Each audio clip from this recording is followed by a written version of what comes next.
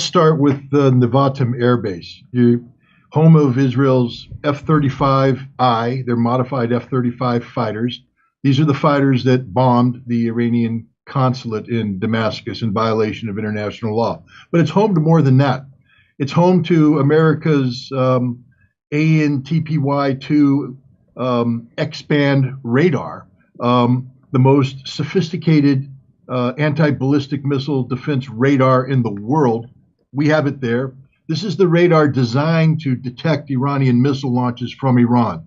It's tied into our satellite network that monitors Iran continuously, any launch, any activity. The point I'm trying to make is that we have given Israel perfect ability to monitor Iran's missiles. Israel can't be taken by surprise. Anything Iran does, Israel will know. This surveillance technology is linked to the most sophisticated anti-ballistic missile defenses in the world. The Arrow 2, the Arrow 3, David Sling. These are all U.S.-Israeli projects. The improved Patriot, the THAAD missile system, which is an American-only missile system.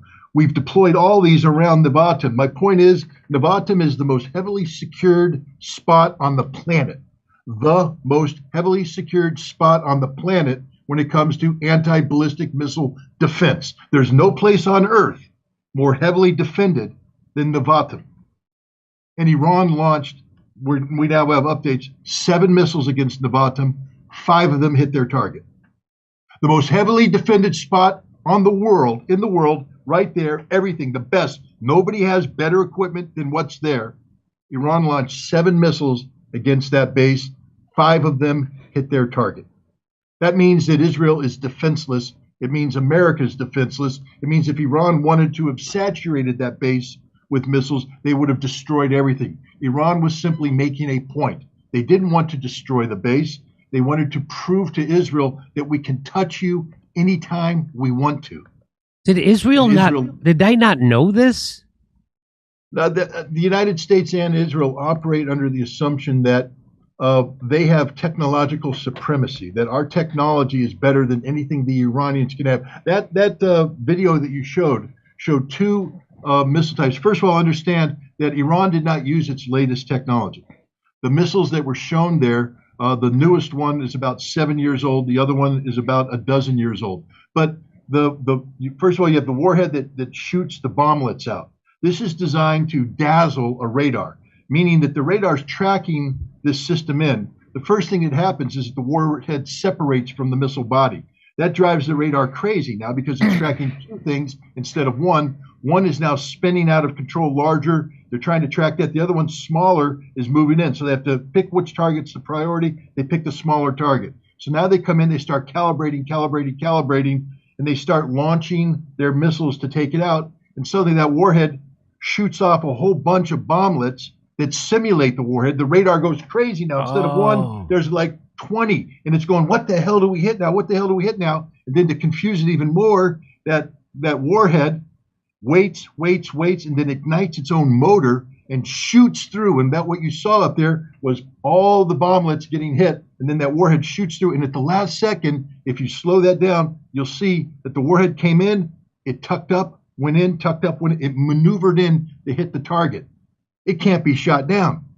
That's what the Israelis did. The second, and they used another maneuvering warhead to strike the base in Nevatim. These are good warheads that the Iranians have. They're better than our ability to shoot them down, but they're not the best that Iran has. Iran has hypersonics. What I found out later on, initially there was talk that hypersonic missiles were used. The Iranians have clarified that and said we didn't use any of our hypersonic missiles. If they had used hypersonic missiles, they would come in extraordinarily fast, not using a ballistic arc with maneuvering warhead. You wouldn't have seen them. They would have just hit the ground and blown up. So what you're saying is a hypersonic missile travels so fast you can't track it. The radar that we have used is designed to track a ballistic trajectory or a slower moving linear trajectory. It's not designed to track something that's coming in at the advanced speeds that the hypersonic is. Plus, at the end, when they separate that warhead and it accelerates on its own maneuvering, the radar can't track it. So literally, it will come fly in under the radar and blow up whatever it aims at. The Iranians have shown that the precision of their missiles, the guidance is within a meter. So within 1 meter of what they want to hit, they're going to hit it. So this does not bode well for Israel. I mean, to say the least, right? Right. Well, what it does is it demonstrates to Israel and the United States, because remember, Iran was sending the signal to everybody, Right. that Iran now has what's called deterrence superiority. They could even have deterrence supremacy. What they're saying is, you can't attack us without consequence. If you attack us, if you attack our territory, and now what Iran has said is you attack us anywhere. They've taken the American posture. You know how America says if you blow up one of our bases in Syria and you kill 3 American soldiers, we will hit you. What Iran's saying now is if Israel bombs an Iranian position in Syria, even though it's not an embassy or a consulate, Iran will retaliate. There's no more freebies. There's no free pass. There's no more Israel doing whatever it wants to do against Iran. If Israel or anybody attacks Iran anywhere inside Iran or outside of Iran, Iran has now established a precedent that says we will hit you with missiles that you can't defend yourself against. So this happened before Iran attacked a United States military base, right? Now, I think this was in 2019? 2020? Okay. So here's the New York Times headline. It says, urged to launch an attack, Trump listened to the skeptics who said it would be a costly mistake. He heard from his generals and his diplomats, lawmakers weighed in, and so the same thing that Israel's facing right now, the United States faced before from. So this idea, I think a lot of people, certainly like Lindsey Graham, think that we could just go in and wipe out Iran very easily. But even back when Trump was president, he realized that he couldn't. And it says, but among the voices that rang powerful so that's when he was watching Tucker Carlson. While national security advisors were urging a military strike against Iran, Mr. Carlson in recent days had told Mr. Trump that responding to Tehran's provocations with force was crazy. Belligerent and confrontational as he is in public, Mr. Trump has at times pulled back from the use of force, convinced that America has wasted too many lives and too much money in pointless Middle East wars, and wary of repeating what he considers the mistakes of his predecessors. As Mr. Carlson and other skeptics have argued, a strike against Iran could easily spiral into a full-fledged war without easy victory that Mr. Trump was told was everything he ran against. So there's a backstory to this, though. Okay, what is the backstory? That's all BS. I'm sure Tucker Carlson had that conversation with him and everything, but the real conversation took place between Trump and his generals.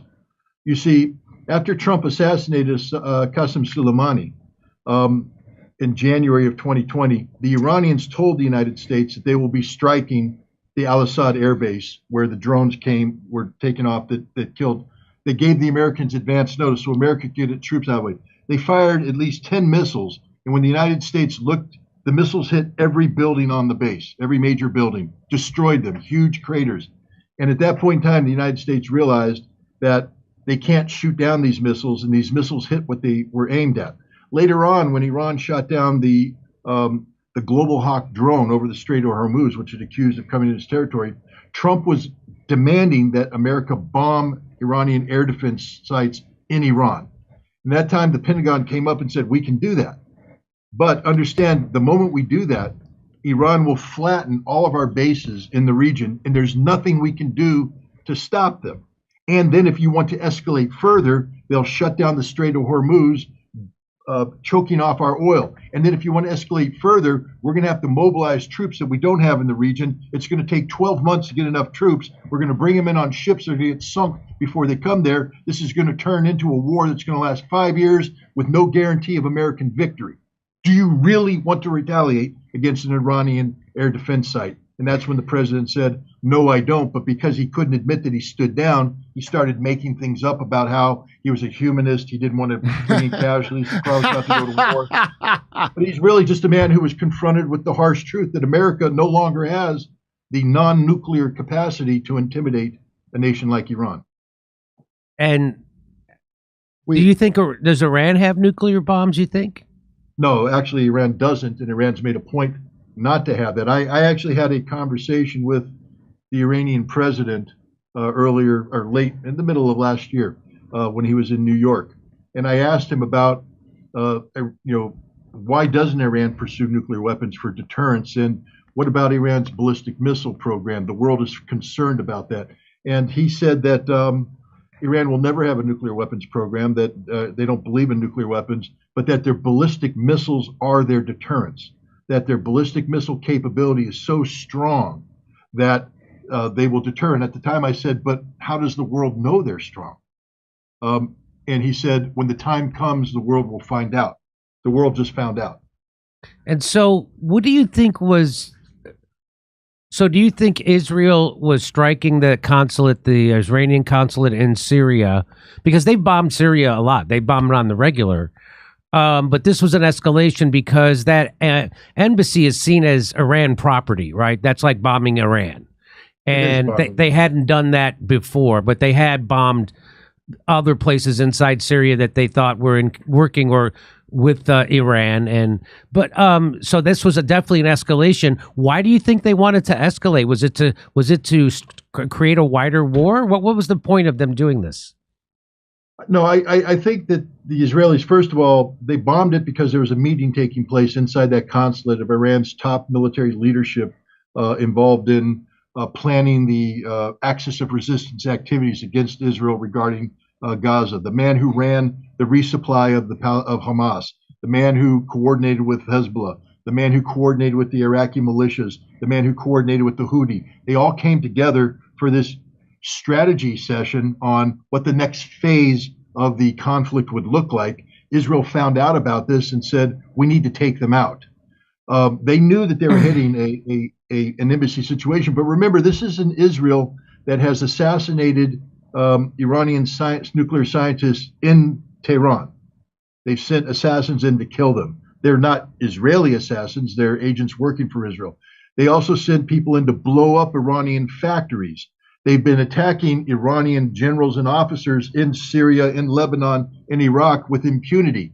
And I think they believed that Iran had been intimidated, that Iran wouldn't retaliate, that Iran was scared to retaliate. And so they felt that they could carry out this action and that Iran wouldn't do anything in retaliation. I think Israel was shocked when Iran said, not only will we retaliate, but when they actually retaliated, they saw the scope and scale of the retaliation. But the biggest shock was when 5 missiles hit the place that no missiles are supposed to ever hit Nevatim airfield.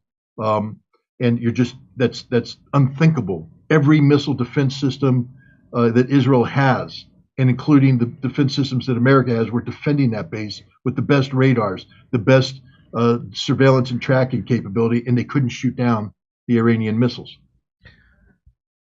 Well, am I wrong to feel that this actually gives me hope that there won't be a World War III starting in the Middle East? Am I wrong to think that? You would be absolutely correct to think that, except we have to throw in a wild card here, and that's called Benjamin Netanyahu and his right-wing coalition government in Israel. You see, Netanyahu is under pressure. He governs with this coalition that's a very narrow coalition, and it's held together only by these extremists who demand that Israel not only commit genocide against the Palestinian people in Gaza, but that Israel also flex its muscle abroad, that Israel retains deterrence supremacy, that no nation would dare attack Israel. On October 7th, he also showed himself to be a failure as the leader of Israel when Hamas carried out an attack, proving that Israel's military wasn't as good as they thought it was. His military has floundered in Gaza, and now the Iranians have attacked Israel. He is in a lot of trouble if he doesn't find a way to look strong. And so right now there's a game being played in the war cabinet where the entire war cabinet and the entire Israeli military is demanding that they retaliate against Iran.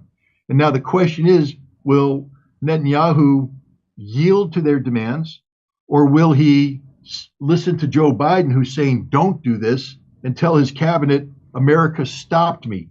This is about Netanyahu's political survival. This is about the narcissism of a man who puts his political future, his political viability above the security of his nation and the security of the world. He's willing to sacrifice global security. Because if Iran strikes Israel again, it'll be of such a magnitude that the United States will have no choice but to step in. Then Iran attacks America. Now, next thing we know, the Strait of Hormuz is shut down, oil production facilities are bombed, and we have a global economic crisis that'll last decades. This is the consequences of Netanyahu's irresponsible behavior. So normally I'd agree with you and I'd say, go to bed tonight, sleep well. I'm going to be tossing and turning like you've never seen a person tossing and turning before, because I'm very concerned what's going to happen tonight. I'm very concerned that Netanyahu is going to put his personal political ambition above everything else and launch a retaliation against Iran. And the Iranians have already said, the moment your airplanes take off, we will send our missiles. They're not even going to wait for Israel to come and hit them. The moment the airplanes take off, Iran is going to retaliate. So here's what Joe Biden had to say. We are devoted to the defense of Israel. We will support Israel. We will help defend Israel, and Iran will not succeed. So Iran has already succeeded, correct? Yeah.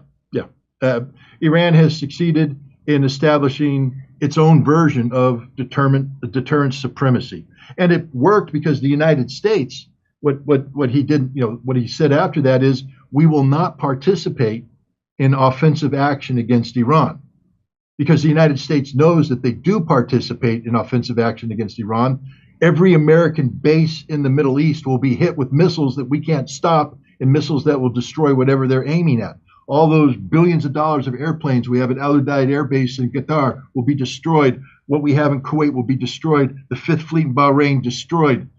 We can't defend them. We are incapable of defending them. He knows that. So he's limiting his words to, we will defend Israel, meaning that if Iran attacks Israel, we will defend Israel. But we will not go to war against Iran for Israel. That's because Iran has established deterrence supremacy over the United States. The United States is afraid to attack Iran directly. Now, you tweeted this out also. You said Ben Gurion Airport has resumed normal operations. There will be no Israel response. The crisis is over. Do you still feel that way? Well, I felt that way on April 13th at 10:44 p.m. Because you don't go to war with your airport open, but the first thing that happens before missiles fly is you close your airspace, you terminate airport operations, no airplanes take off, no airplanes come in, you send the kids home, you put them in bunkers, and then you go to war. So when Israel said, we're going to let the kids out of the bunkers, we're reopening school, and Ben Gurion Airport is resuming normal operations, at that time I said Israel will not be launching an immediate counterattack, and I was correct.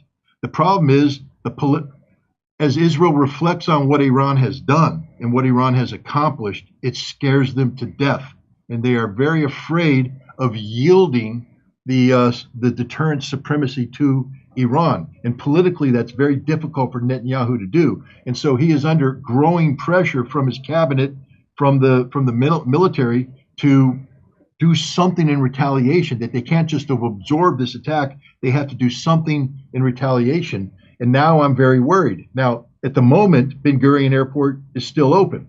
But I will tell you what, the moment you get a tweet that says Israel's closing airspace, it's all over. The war is going to start. So I want to get your reaction to this. Israel journalist Ronan Bergman has a remarkable quote from a source with knowledge of Israeli discussions on Iran. And the quote is this: if the talks were broadcast live on YouTube, you'd have 4 million people clamoring at Ben Gurion Airport trying to get out of here. What's your response to that? He's 100% correct. Right now, the Israeli military, they're very capable. From 1994 to 1998, I worked with Israeli intelligence, the Aman, and I worked with their technical directorate. These are the guys who are the missile experts. Their job is to take the debris, to evaluate the photographs, and sort of reconstruct the capability. I worked with them on doing that with the Iraqi missile capability. These are the guys that right now are evaluating what Iran just did.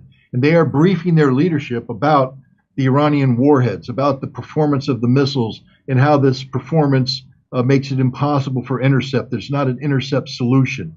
The second people hear that, they realize that Israel is defenseless. And at that point in time, 4 million Israelis who have foreign passports, who are dual citizens, will get out of the country because Israel cannot survive.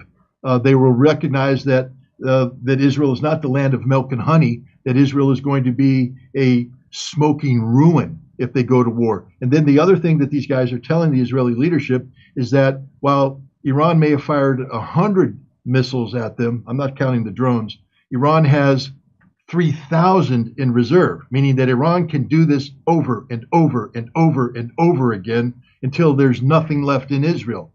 And again, that's what the Israeli leadership is hearing. If they broadcast that on TV, every single one of those dual passport holding Israeli heroes would suddenly realize that they didn't want to be Israeli anymore, and they'd be fleeing home to their parent country. Yeah, sure. Israel first, unless there's actual shit going down, and then I'm getting the hell out of here. Unless you actually have to die for it. Yeah. So would it be in everyone's interest to let the Israeli people and the press and Benjamin Netanyahu say that the Iron Dome worked and only 1%, we got 99% of the missiles, and so they could declare victory, so they could save face, so they wouldn't have to launch a response? Is that possible? That was the American objective. If you noticed immediately, the United States was saying, we shot down 99% of these things. We blew everything up. There's nothing happening. What got through didn't do any damage. This is the biggest victory in the world. Israel has done the greatest victory in the world. It's wonderful. Hoorah. We don't even have to worry about those Iranians. They gave us their best shot. We went into the ring. They hit us with everything they have. Their Sunday punch, and it glanced off the chin. Now the Iranians realize they can't do anything. They're hiding in their corner, and they've conceded the ring to us. They didn't answer the bell. That's what they should be saying right now.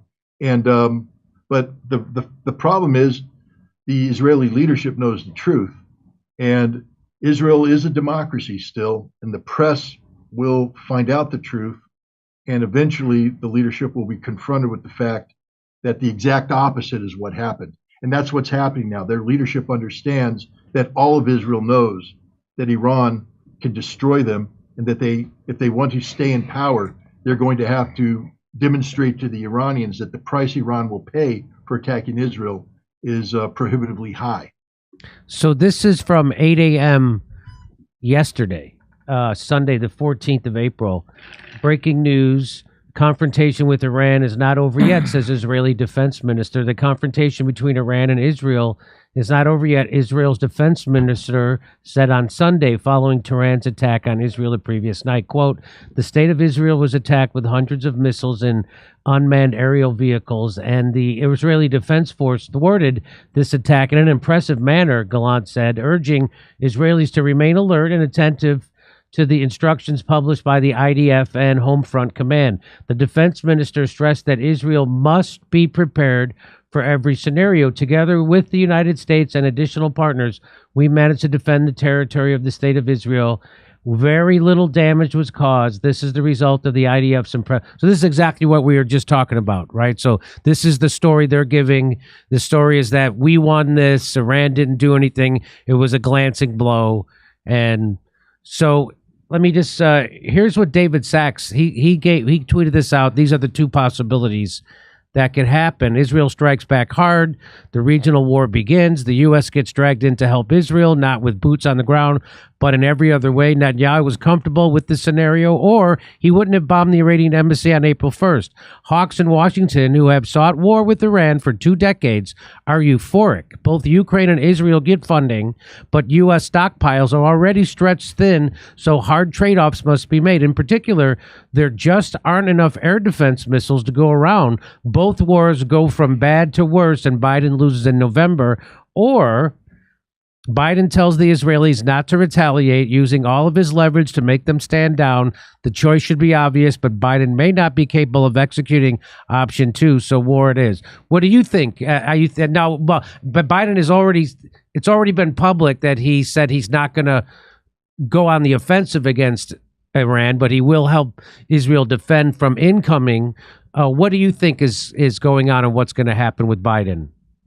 Well, the option 1 that he put up there dealt primarily with American domestic prerogatives, meaning what America will do, etc.